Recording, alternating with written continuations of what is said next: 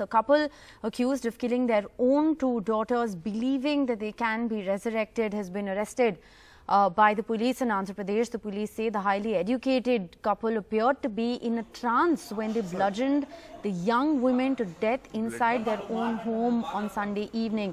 Uma Sudhir joins us with the very latest. Uma, what more can you tell us about this horrific story?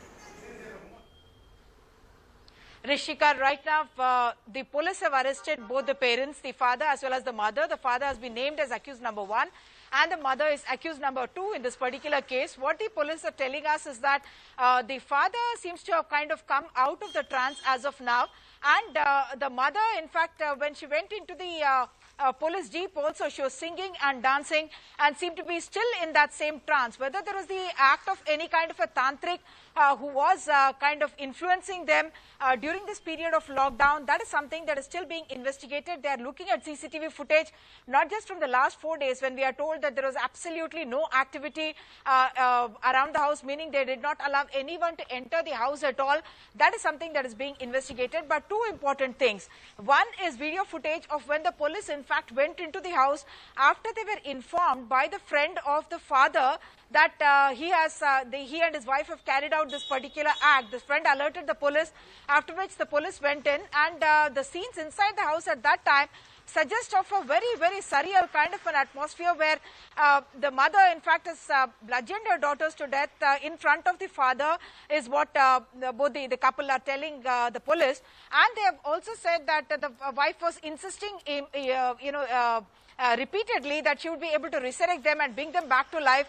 So, two things that they are looking at is to see whether this was something that was prevailing, this kind of a psychological condition of the mother, whether it was prevailing even before this gruesome incident took place, because some relatives have suggested that she was psychologically not stable even before that.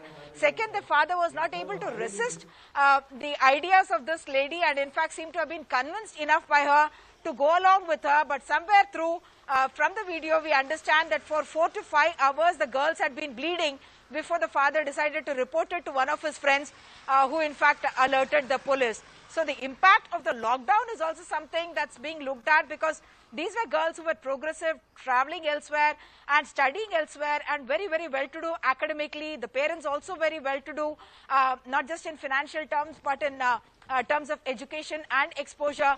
And still the fact that they indulged in this kind of superstition, whether there was any other story behind this, because there is property worth several crores that is at stake, whether that is also something that the police is now investigating. Back to you.